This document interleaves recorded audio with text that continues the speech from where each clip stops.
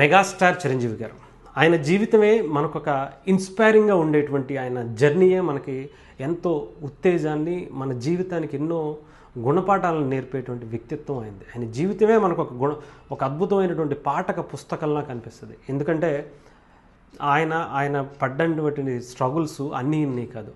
ఆయన ఎక్కడో ఒక మిడిల్ క్లాస్ ఫ్యామిలీ నుంచి ఈరోజు మెగాస్టార్గా ప్రపంచ సినిమాకంటూ ఒక లెజెండరీ యాక్టర్స్ ఉంటే దాంట్లో ఆయన పేరు మొదటి వరుసలోనే ఉంటుంది. అందులో ఎటువంటి సందేహం లేదు. ఎస్పెషలీ ఆయన వ్యక్తిత్వం గురించి, ఆయన సినిమా జర్నీ గురించి అసలు మనం చెప్పుకుంటే అవి ఒక పెద్ద పెద్ద స్టోరీలు అవుతాయి.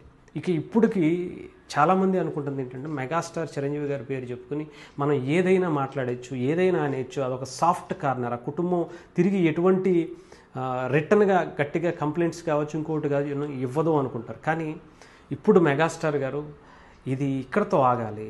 ఇది నాకనే కాదు, చాలామంది మీద ఇలా డీప్ ఫేక్ వీడియోస్, ముఖ్యంగా ఏఐ జనరేటెడ్ ఆయన ఫేస్ని, ఆయన వాయిస్ని పెట్టుకుని అశ్లీలతమైనటువంటి వీడియోస్ రిలీజ్ చేస్తున్నారు. మరి మనుషులు అసలు వాళ్ళు అన్నం తింటున్నారో లేదంటే అశుద్ధం తింటున్నారో నాకైతే తెలియదు. కానీ మరీ ఎంత దారుణంగా నీచంగా దిగజారుతారా?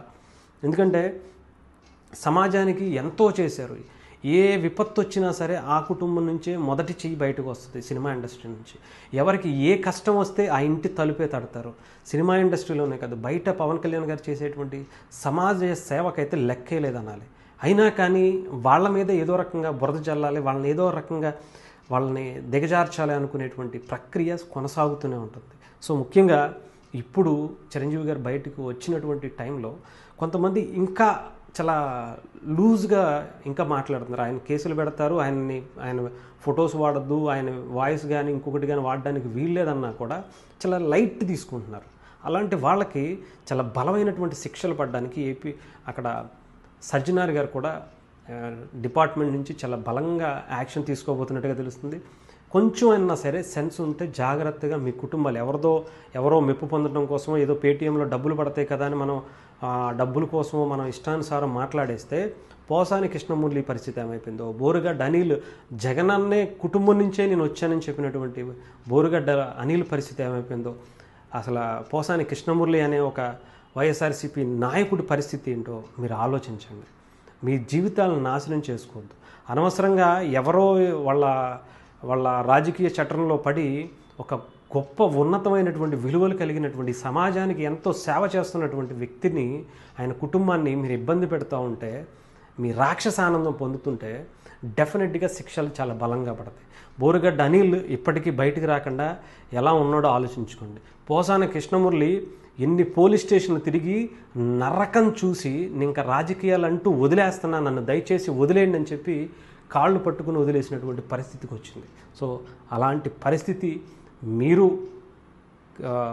చూడాలి అనుకుంటే మాత్రం చేసుకోండి. అంతే తప్ప ఇంకా రాక్షస ఆనందం పొందుతాం, ఇంకా ఎలాగే ఉంటామంటే డెఫినెట్గా మీకంటూ ఒక శిక్షలు పడితే ఒక రేంజ్లో అటు చిరంజీవి గారు కూడా చాలా కోర్టుని ఆశ్రయించడం, కోర్టు కూడా ఆయనకి అనుకూలంగా తీర్పునివ్వటం, ఎవరైతే ఆయన పేరు కానీ ఆయన ఫోటో కానీ ఆయన వాయిస్ కానీ ఏదైనా సరే వాడితే ఒక రేంజ్లో ఇవ్వాలి అని చెప్పి లైట్ తీసుకున్న వాళ్ళందరికీ ఇంకా ఎక్కువగా చట్టాలు వర్తించేలా ఆయన చాలా చర్యలు తీసుకుంటున్నారు. ఈవెన్ సజ్జనార్ గారు కూడా దానికి సపోర్ట్ చేస్తున్నట్టుగా, అలాంటి వాళ్ళు అండి. ఈవెన్ నాట్ ఓన్లీ చిరంజీవి గారు, చాలామంది అటు నాగార్జున గారు కావచ్చు, పెద్ద పెద్ద సెలబ్రిటీస్ అందరికీ కూడా కొన్ని ఫేస్ మాస్క్లు వాడి ఏ జనరేటెడ్లో అశ్లీలతమైనటువంటి వీడియోస్లో, పోర్న్ వీడియోస్లో అవి పెట్టి వాడుకుంటున్నారంటే వీళ్ళ మానసిక పరిస్థితి ఏ రకంగా అయిపోతుందో ఆలోచించండి. ఎందుకంటే వాళ్ళు చేసే వాళ్ళ తల్లిలో చెల్లినో ఆ ఫోటోల్లో పెట్టి చేస్తే ఎంత బాధపడతారో చిరంజీవి గారికి సంబంధించినటువంటి కుటుంబం కూడా అలా బాధనే అనుభవిస్తుంటుంది. సో మరి అలాంటిది మీరు చేసేటువంటి పనులు ఒక్కసారి ఆలోచించుకు చూడండి. మీ అక్కో మీ చెల్లో ఆ పొజిషన్లో మీ ఇంట్లో ఉన్నటువంటి కుటుంబ సభ్యులను అలా మీరు పెట్టి ఎవరన్నా వేరే వాళ్ళు పెడితే మీ పరిస్థితి ఏంటో ఆలోచించుకోండి. ఇంకా మేము అలాగే సైకో ఆనందం పొందుతాం, మేము ఇంతే, మా జీవితం ఇంతే, మా బ్రీడ్ ఇంతే, మా ఇది అంతే అనుకుంటే డెఫినెట్గా మీకంటూ చుక్కలు చూపించడానికి ఏపీ తెలంగాణ పోలీసులు చాలా సిద్ధంగా ఉన్నారు. ఒక్కొక్కడికి ఏ రకమైనటువంటి ట్రీట్మెంట్ ఇవ్వాలో, బోరుగడ్డ అనిల్కి ఎలా ట్రీట్మెంట్ అవుతుందో, ముఖ్యంగా పోసాని కృష్ణమురళికి ఎలాంటి ట్రీట్మెంట్ అందిందో, వైఎస్ఆర్సీపీకి సంబంధించినటువంటి పేటీఎం బ్యాచ్కి ఎలా ట్రీట్మెంట్ అందిందో అంతకన్నా ఉన్నతమైనటువంటి ట్రీట్మెంటే మీకు ఇవ్వడానికి డిపార్ట్మెంట్లు చాలా సిద్ధంగా ఉన్నాయి. సో ఇంకొక విషయం ఏంటంటే దయా చౌదరి అట, ఈవిడ మీద కూడా చిరంజీవి గారు సపరేట్గా కేసు ఫైల్ చేసినట్టుగా తెలుస్తుంది. చాలా దారుణమైనటువంటి తిట్లు.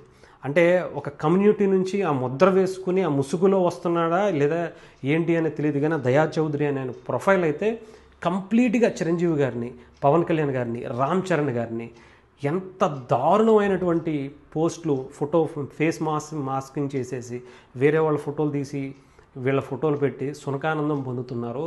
దారుణమైనటువంటి బూతులు, భాష.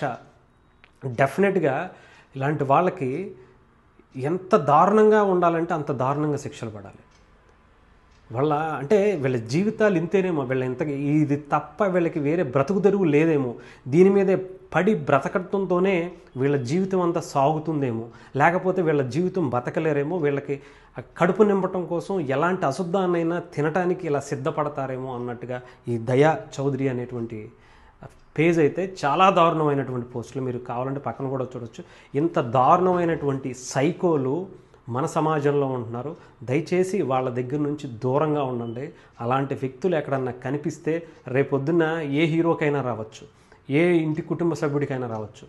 రేపొద్దున్న ఈ సిచ్యువేషన్ ఎవరికి రాకూడదని ఈరోజు చిరంజీవి గారు లాంటి వ్యక్తి ఇలా బయటకు వచ్చి మాట్లాడుతున్నారు. సో డెఫినెట్గా చాలా బలమైనటువంటి స్ట్రిక్ట్గా పోలీసులు కూడా యాక్షన్ తీసుకోవాలి. ఈవెన్ సమాజంలో ఉన్నటువంటి వ్యక్తులు కూడా దీని మీద ఇలాంటి వాటిని ప్రోత్సహించటం, అంటే నవ్వుకోవడానికి బాగానే ఉండొచ్చేమో, కానీ అదే సిచ్యువేషన్లో, అదే ఫొటోస్లో, అదే వీడియోస్లో మీరు మీ కుటుంబ సభ్యుల్ని కూడా ఊహించుకుంటారు. పొద్దున్న అలాంటి వాటికి కూడా వీళ్ళు తెగబడతారు. అలాంటి వాటికి కూడా వీళ్ళు సిద్ధమవుతున్నటువంటి మానసిక రాక్షసానందం పొందేటువంటి వ్యక్తులు, సైకో లాంటి టెర్రరిస్టులు వీళ్ళందరూ కూడా.